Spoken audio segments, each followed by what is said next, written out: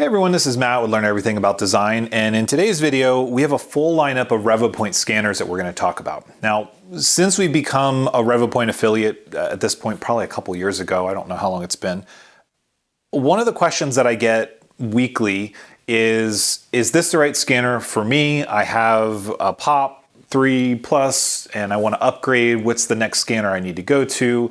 I have a Metro X, should I think about a Metro Y?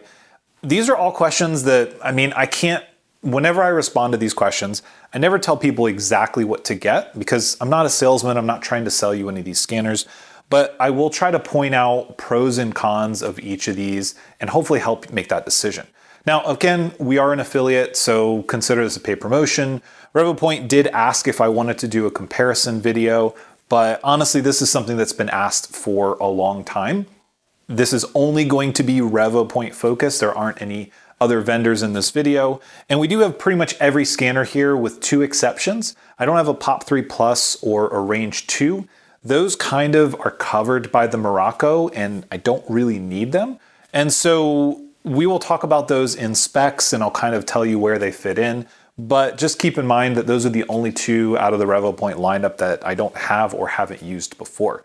We do have a Trackit. I'll talk about that a little bit. It's kind of outside of what this comparison is talking about. But if you have questions on any of these, including the Trackit, leave a comment and I'll do my best to answer those. So in this video, just like all the videos, they're unscripted. I will do my best to stay on task, but again, full disclosure, we are an affiliate, so paid promotion. Second disclosure, I think I may have broken my foot today and it's very painful. So if I'm hopping around and kind of shifting around, that's why. And hopefully I can get this video done and then just go elevate it because it probably looks gross. So with that out of the way, I will put chapters to try to stay on point. So if you want to jump ahead to like the Mini 2 section or the Miraco section, you'll be able to do that. The first part of this video, we're going to talk about some generals. So we're going to look at the scanner types, object size, feature size, can they scan outdoors, can they scan wirelessly, can you scan humans with it? And those will be sort of the big broad categories. And through that, what we'll do is we'll try to group the scanners into those areas so you can get some insight into where the scanners fit in. Because some of these work fine as scanning humans, scanning people. Some of them work fine outdoors, kind of slightly maybe. Some of them are laser scanners that are dedicated laser scanners and so on. So we'll get into all that. So first things first, scanner type. There are three, maybe four, depending on how you look at it, technologies that are here, that are represented in Revopoint scanners. The first of which is IR structured light. Now, IR structured light is generally what you get with your first sort of coming into the segment, hobby level or consumer grade scanner. Most of the technologies that you see in, say, the sub $500 category of 3D scanners generally are going to be IR structured light. Now, that doesn't mean that it's only the entry point. The most expensive one sitting on this table is this Miraco Plus, and that is IR structured light. So it doesn't instantly mean that's the bottom of the barrel. It's just generally when you get into the scanning segment, you are looking at an IR structured light scanner. It's invisible to the human eye, so it has some benefits on things like people scanning, scanning outdoors, and so on. So several of these are IR structured light. We've got the Inspire 2 in full field mode, the Pop 3 Plus, the Range 2, the Miraco. These are all IR structured light scanners. The next technology is blue structured light, and there are actually two flavors of it here. The first one is Class 1. The only one that's Class 1 is the Mini 2, so that is a Class 1 blue structured light. Typically, blue structured light is supposed to do better with shiny objects or black objects. It's also supposed to enhance details or features better than IR structured light. Now, I will say that in practice, I don't know how much of a difference it really makes at the Class 1 level with the Mini 2, but when you move into the next one, which is Class 2, that's the full field you find in the Metro series of scanners. So that is the Metro X, the Metro X Pro, and the Metro Y Pro. Those all have full field scanners, which is Class 2 blue structured light. It's a bit more intense than you get with the Mini 2, the Class 1. It also has more lines in terms of the pattern that it's projecting out. And so you do get like a higher precision and accuracy out of that. You theoretically will be pulling out more details. And so it's just like a step up in that category. And then the last category we have is laser. Now, there's not multiple flavors of laser in this. You generally will get different intensities, but the biggest difference that you'll see across the board is in the number and orientation of laser lines. So starting it off with the Inspire 2, that has parallel laser line mode only. But keep in mind, this is a pretty low priced scanner, so that's an amazing add-on for such a small sort of entry-level priced scanner. And then we've got all of the Metro scanners as well as the Trackit. So we've got Metro X, Metro X Pro, Metro Y, and Metro Y Pro. All have different variations of laser scanning ability. All of them have parallel lines, all of them have cross lines. The Metro Y and the Metro Y Pro have the addition of a single laser line mode. And so in each of these, you'll see more parallel lines, more cross lines get added. But for the most part, the technology is the same. Now, with the difference between, let's say, a laser scanner and an IR structured light or a blue structured light is the structured light scanners will scan an area and then it'll bring points back in that entire area. The laser scanners are only bringing points back where the laser lines are. So if you have just a handful of parallel lines in, say, the Inspire 2, or you're dealing with 34 or 35 cross laser lines in like the Metro X or the Metro Y Pro, that's going to bring in quite a bit more in terms of points. You get something like 2 million points per second. And so that is a big jump when you're talking about the speed, how fast you can scan something. And so those are the 3 or 4 technologies that are represented across the board when we talk about the scanners and Revopoint's lineup. The next thing that we need to consider is object size. Now, with object size, there are really, I would say, 3 categories that I would put these scanners into. So you've got small object size, which is roughly 10 millimeter cube to 250 millimeter cube.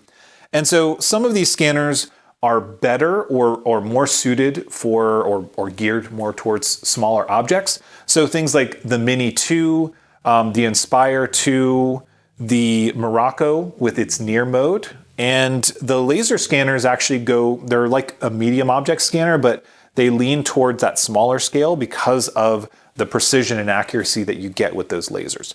And so as we're looking at these, the Mini 2, the Inspire 2, the Miraco, and all of the Metro series scanners, I would put in the category of being able to scan those small object sizes.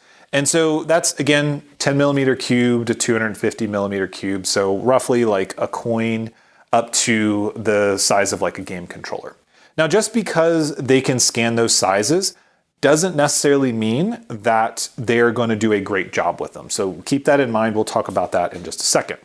So when we go into the medium category, it's basically like 250 to 500 millimeter cubed. That's where we start to get a little bit away from the Mini 2 and the Inspire 2. They can still do those object sizes.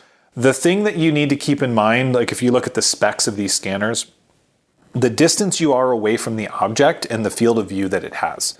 So as the objects get bigger, these scanners are scanning smaller areas of those objects, which means things like feature tracking are much harder to do. So if you use marker tracking, even on these structured light modes, or if you're using laser mode in the Inspire 2, you need marker tracking, then it makes it easier to start scanning bigger objects. But from a pure sort of spec standpoint, these would be kind of on the lower end of that medium object size. And then you get into scanners like any of the Metro series scanners. These are really geared toward these medium object sizes. Generally, you're 200 to 400 millimeters away, which means that you've got a decent field of view. Keep in mind in laser mode, you need to have marker dots, whether it's on the object or around it. And then scanners like the Miraco, these do pretty well across the board. So the Miraco and the Miraco Plus, because they have near mode and far mode, can be really versatile in terms of the object sizes they're capturing. So in near mode, you can get as close as 100 millimeters, but you can pull that back and actually set it up in the software. And then in far mode, you can get as far as 1,000 millimeters away. So if you're dealing with a medium object that has low sort of feature sizes, you can get away with far mode. Or if you're dealing with a medium object with a lot of detail, then you may use near mode and just have to scan a bit closer to it. And when we think about the other scanners, the Pop 3 Plus and the Range 2 that I don't have, Pop 3 Plus is sort of right in the middle of a medium scanner, a medium object size. The Range 2 really is on the bigger end. You could probably do bigger objects like a helmet that would be in that sort of medium range, but it's really kind of on the upper spectrum. And that brings us to the last category, which is the large object size. And so with large object size, again, anything over like 500 millimeters, we're talking cylinder heads, transmissions, motorcycles, cars, things like that. And so that's really two scanners. Well, both of the Miracos and the Range 2. Those are really the scanners that are made for doing those larger objects. That's not to say that you can't still do it with some of the others. Again, it just becomes more of a challenge because of the field of view. So if you take any of the full field versions of the Metro series, the Metro X, the Metro X Pro, or the Metro Y Pro, you can scan larger objects. Just keep in mind, if you are doing, let's just say a transmission, and you're using the Miraco, you can see half of the transmission in one view. And so it has enough features to easily track as you move up and down. If you're using one of the Metro series scanners, you're really looking at a quarter or less of the full body of a transmission. I'm talking like rear wheel drive transmission. And so that means you really don't have that many features. So when you get repetitive features like grids on a casting, it makes it much harder for it to track. And so while they can do that kind of thing, especially if you add marker dots, it's really not in the wheelhouse of where it should sit for that type of scanner. And so with those object sizes, again, we also have to think about feature sizes. Now, feature sizes is tricky. Small feature size, I would think of things like jewelry, coins, dental scans is something that has been requested. And those smaller feature sizes, I really feel lend themselves better to the laser scanners. And so the Inspire 2 in laser mode, any of the Metro series scanners, and even the Miraco in near mode, those types of things are, again, better suited to laser scanners.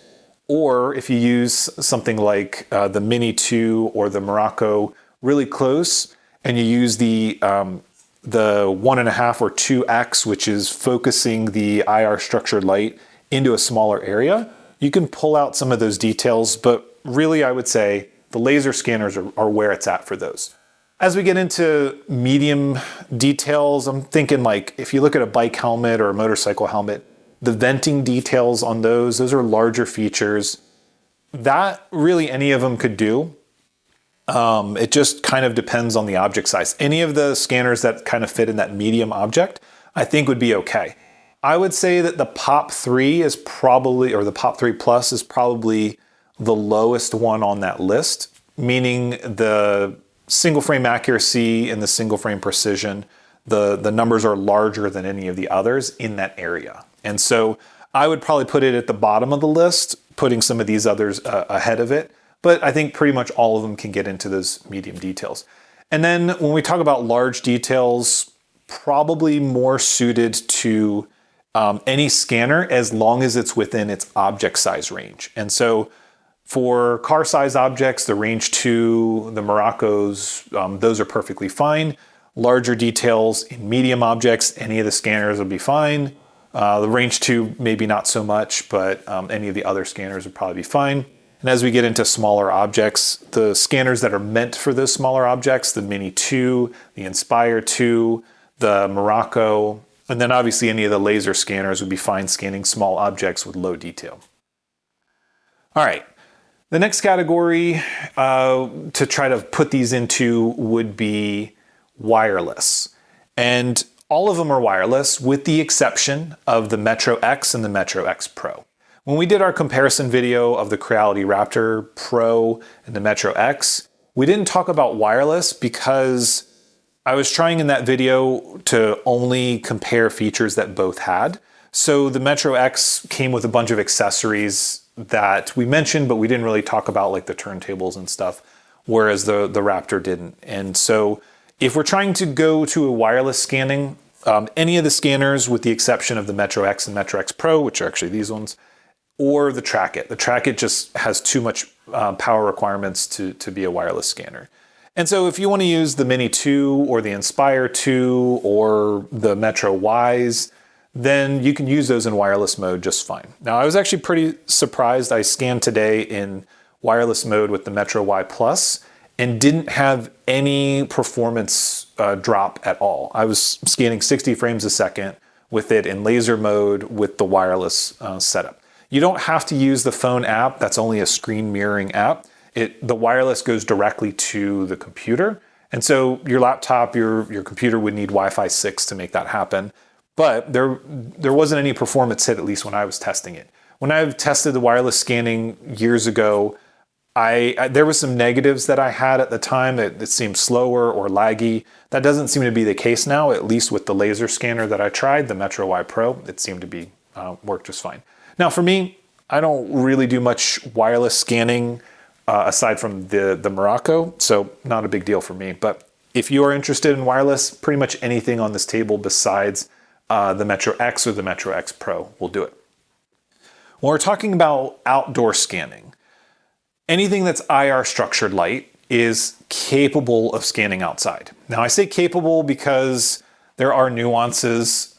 So when we're talking about scanning outside, we have to consider time of day, direct sunlight, things like that. Generally, bright sunlight is 1,000 lux or 100,000 lux. Scanning outside with any of these IR structured lights, you're good to about 20,000 lux. The Inspire 2 is the kind of odd exception to that because it comes with UV filters for the depth cameras that you can pop on, and that gets you another 10,000, so 30,000 lux. So really, if you're outside and you've got an easy up or an awning, or you're scanning in a carport, or it's early in the morning, late in the afternoon, cloudy day, you can probably get away with it. I don't really scan outdoors very much. I have scanned interiors of cars outside with the Miraco. I've done wheels outside with the Miraco, and it's been okay, but it's definitely better to have a controlled lighting environment where it's not getting brighter or darker. You're not worried about weather or direct sunlight or anything like that. So I would say it's possible, generally pretty low on my list of priorities when I'm looking at scanners. The next thing would be human scanning. And again, any of the IR structured lights would be fine. The Inspire 2 in full field mode, the Miraco or the Miraco Plus, the Pop 3 Plus, the Range 2, these are all going to be good options. Now, I will say there's a benefit with the Miraco. I think it's got the highest megapixel camera out of all of the scanners. So if you want to get, 8 megapixel color, then that's the one to go with. All the other ones will do color scanning of humans, but again, I think the Miraco is the highest. I could be wrong on that, but from what I remember, it had the highest. Okay, so that puts them all into categories. And so if you were trying to pick out a scanner based on some of those, hopefully that gets you down into the sort of narrow regions of wireless options, kind of everything on the table almost, scanning outside, scanning humans, whatever the case might be. Now let's go ahead and talk a little bit about each scanner that's here. So what I want to do is I want to give a bit more information on what the scanners do good or do well, and then what they don't do well with. And we're going to start with the Mini 2. All right, so the Mini 2 is that class 1 blue structured light. Now I think retail on it is about $1,000, $900 or something like that. It is really touted as a small object scanner. What I have found is that it does well with small objects with medium detail. Now when I say medium detail, I mean we scanned thermostat housing, triple clamp, bike helmet, things like that. It did pretty well with those objects where we're not really looking at a high level of detail like threads on a bolt or something like that. It did not do very well for me when I tried to scan a coin. I scanned a coin with all of these. It's like a pirate coin. It's probably about 1 inch in diameter, so it's not a tiny thing. but it didn't really work so well in that case. Now, again, the blue structured light is supposed to do well or better with shiny objects or darker objects. And I think that's generally true. But what I have personally found with the Mini 2 is that it prefers two things. One is a well-prepped part. It does really well if you use things like scan spray and you've got a consistent surface finish, a nice reflective finish on it. That really helps the scanner out. The second is I found that it works best in turntable mode. And so when I say turntable mode, I just mean on a tripod next to a turntable. It doesn't matter if it's a turntable that is just you plug it in and it's spinning around, or if you are trying to use the 2-axis turntable where it's actually keyed to the software. I believe Revopoint has opened up that ability for most, if not all, scanners as an accessory option. Now, the 2-axis turntable does come with a lot of the Metro series scanners. It doesn't come with the smaller scanners. You typically get that sort of basic turntable where you turn it on or turn it off.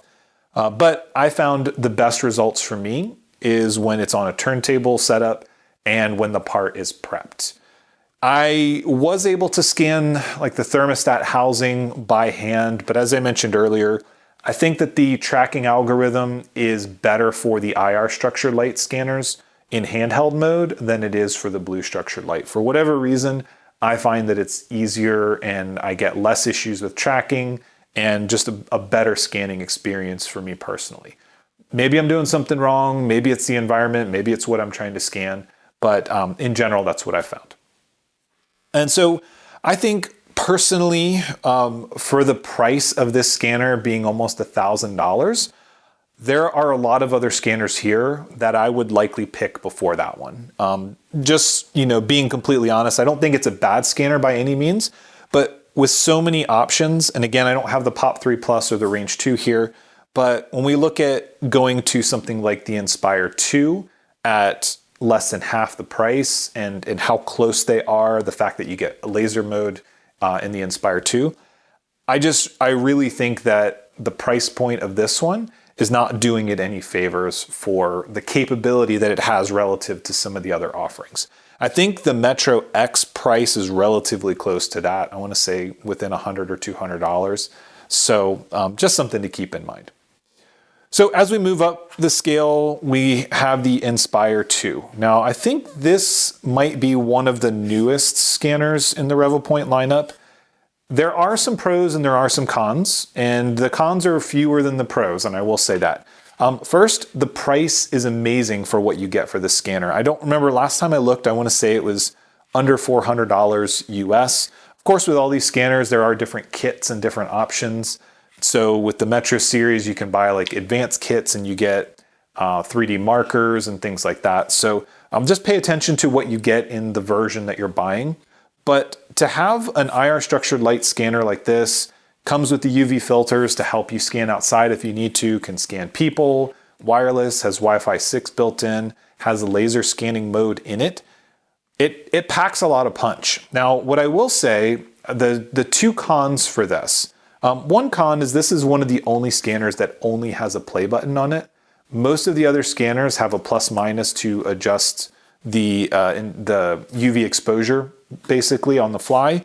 The Miraco is the only other one that only has a plus button, but it has a big touch screen where you can still adjust all that other stuff. So not a big deal on the Miraco. This one can be a big deal if you don't leave it on auto exposure for your settings. And what I found most recently is that in the software, it seems to default to not being on auto, which is okay if you've got the plus and minus button, but if you don't, then you just have to reach over and click on it. So if you're trying to use this in a wireless mode, that to me is kind of a con or a detractor. You just have to always remember to turn it on auto mode before or get it preset. And so if you're trying to scan outside or you're trying to scan people or you're moving around a lot, that exposure can change. And so that, again, that's a detractor. The second thing, even though this has a laser mode in it, which does a pretty good job, it is going to be slow. And so if you scan with this and you go to like the Metro Y Pro, it is a night and day difference on the speed, the amount of points you bring in. When you look at the specs of this, it claims 90 frames a second, something like that. And that's what you're hitting.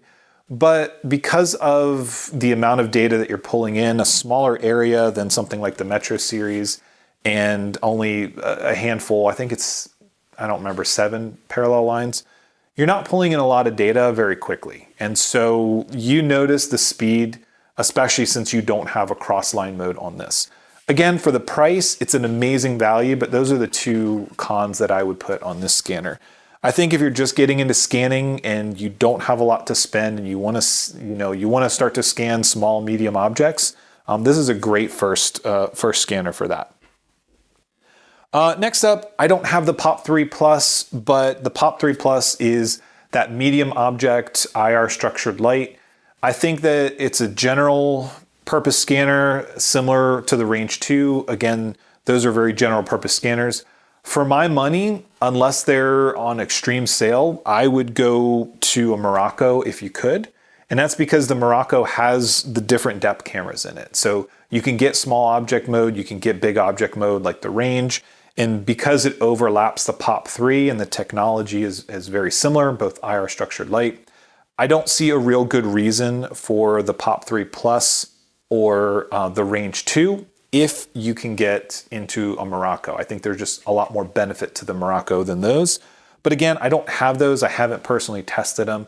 If you have one, that's nothing against those scanners particularly.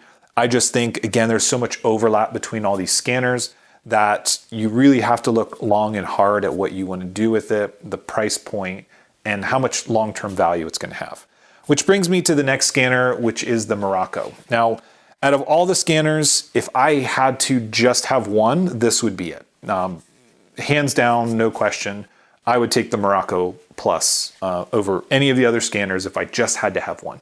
This is the scanner I use the most out of all of them. I've done the most scans on this, and it's just because it's so portable. It's you can scan up to 2 hours on it. I've never run out of battery personally. Up to 10,000 frames on the Plus version in non-color capture, 5,000 in the base model because it's 16 gigs of RAM versus 32. And this one has the PMK kit, which means you've got the calibration bars and the coded targets, and it helps you with larger objects. It has a nice touch screen. It does most of what you can do in RevoScan. There are a few things you can't do. You can process, it's very nice to do the one-click process on here. If you're scanning a person, for example, you do that, you can process directly on the unit. I tend to not process on here because it does eat up the battery a bit more. Now with human scans, people scans, that's a bit different, but if I'm doing scans of cars, bikes, motorcycles, whatever, I generally just take it to the computer and pass the data over to RevoScan there. The price point of this is higher than most of the other scanners. I don't believe there is a Pro version in the lineup anymore, which was basically the core of this without the PMK kit. So I think the base model, $1,700 maybe, and this one's just over $2,000, somewhere in there. Again, the prices change. There are discounts, so you need to kind of pay attention to that. But again, for a one do-it-all scanner, this is the one that I would keep. Is it perfect? No, there are pros and cons to all of these. Now, I would say that it probably has more pros than cons. I haven't used the fully contained units from some of the other vendors. I know there's a 9-star Vega that is very similar. I've seen reviews on that say they couldn't get any scans out of this, but they could out of the other.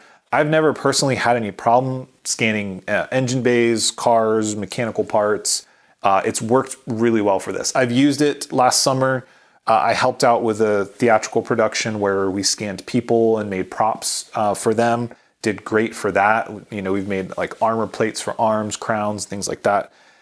No problem there. Again, scanned a mountain bike when we did the mountain bike fender video, scanned the GPZ when we did some of the GPZ parts. And so it's been really versatile.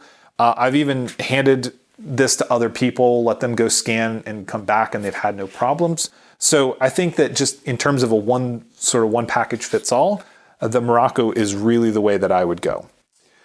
Then we move into the laser scanners. And so there are 4 of them here: Metro X, Metro X Pro, Metro Y, and Metro Y Pro.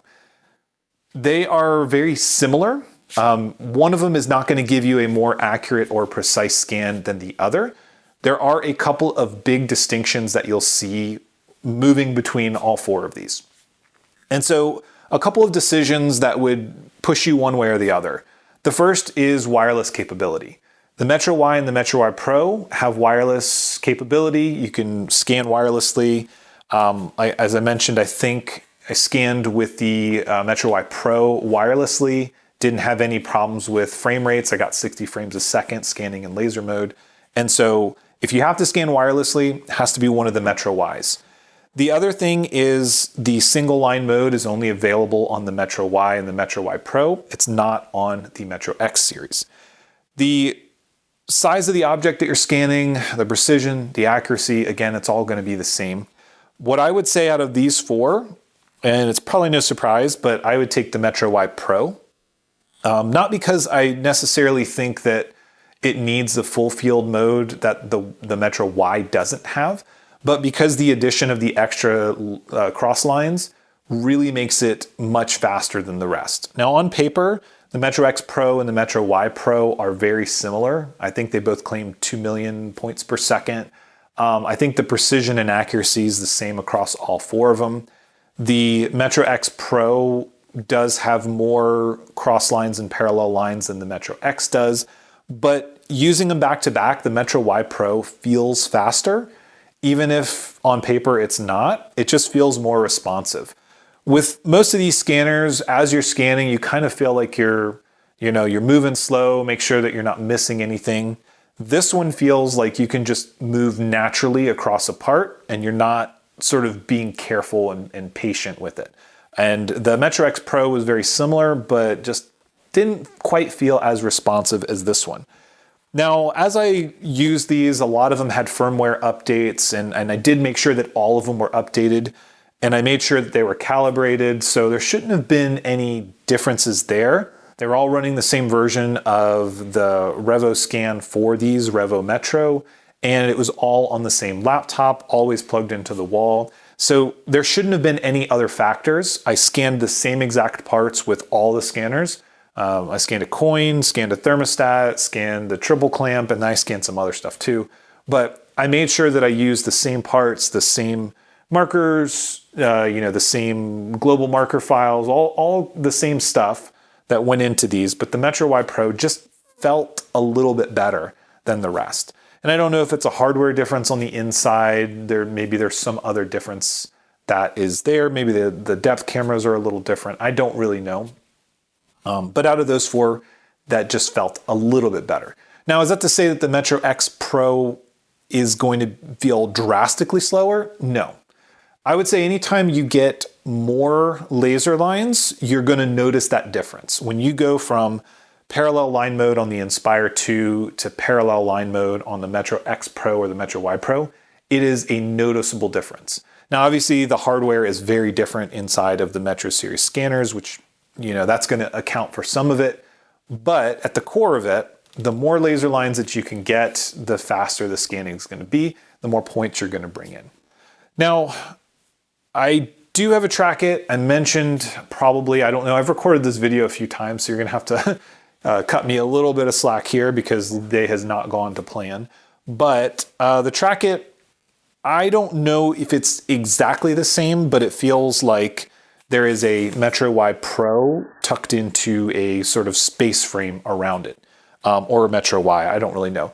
In terms of the cross lines and parallel lines and stuff like that, the Trackit is very similar to how the Metro Y feels. The big difference, or the big thing to consider, is that the Trackit is huge. The tracking station is probably about this long, and the cable management, the setup, the calibration, it's not a machine that you want to bring into a garage, unpack, set up, use, put it back away. It is not a permanent installation, but it's really meant for having a dedicated scanning area in a temperature controlled shop, or an office, and that's really what it's meant for. To set it up and to calibrate it, you're going to spend 45 minutes every time you do it. And the temperature is really sensitive.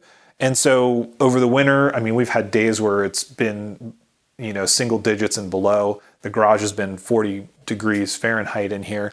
And it's really mad. Even today, the Metro Y Pro was yelling at me because it was 19C and it was 15C and the scanner temperature was, and it really wanted to be 21C or something like that because that's the temperature it was calibrated at when I calibrated it yesterday when it was warmer out. And so there is a bit of sensitivity that happens with those, and the Trackit is probably the most sensitive of all of them. And so in order for me to test it and do it any justice, I don't have the room in my office to do it. I have to do it down here in the garage, and I need the space and I need the consistent temperature. So until it stops going up and down here on the East Coast, we're supposed to get snow tomorrow and it was 60 degrees yesterday. Until that sort of balances out, I really won't be able to do that scanner any justice and give it a fair review. I have done some scanning with it, markerless laser scanning, and I have gotten some results. But again, I want to give it a fair shake and really be able to tell you how well it works or how well it doesn't. And right now I just can't do that until we get some consistent temperature and I can keep the garage at consistent temperature and get enough area here where we can actually set up and use it. So I think that covers everything. I think we've talked about all the scanners. I think I've kind of given you my pros and cons. If there's something I missed or something more you want to know about these scanners, please leave a comment and let me know. If you want to see more video series with any specific scanner, let me know that. We do have a couple more parts that we need to scan on the GPZ project series, which I do plan to get back to, but I've got a lot on my plate until probably May. So I don't know when I can fit that in. But in the meantime, if there's any questions or things that you want to see, we have done series with most of these, plenty with the Miraco. I've used it for the mountain bike, 3D printed mountain bike fender that we did. We've used it a bit for the GPZ series, used it on this car. We've scanned the fender on the Starion for it before. The Mini 2, we did our RC truck transmission cover series. For the Inspire 2, we did a review of it. I don't think we did a series with it, but we could potentially do more with that. We did the Metro Y and the Metro X. The Metro Y was used, I believe I used it for the Starion intake duct that we did. I believe I used that and I used the Miraco. I don't remember. But I think we've got enough video series with most of these that hopefully it covers it. What I will say is that the Metro X Pro and the Metro Y Pro are better versions of the Metro X and the Metro Y. They're faster, they're more responsive, more laser lines so you capture data quicker. The precision accuracy, again, still the same. It's just a better experience and a faster scanning experience with those. Functionally, how you use it, no different than the others. There have been some changes and updates to the Revo scan software, which is kind of independent of all these. Some stuff that I've noticed with how the menus work when you use the menu buttons on the scanners and things like that. We can cover that whenever we do a series with any of these scanners. But again, that's everything I got here. If you have any questions or comments on these, please let me know. If you like this content, you want to see more, you want us to dive deeper into any of these, then let me know that as well. Every video request we get, we add to a list. Even if it takes us a long time to get there, we will put it on a list somewhere and we will try to get to it. But that's it for this one. So thanks for watching and we'll see you in the next one.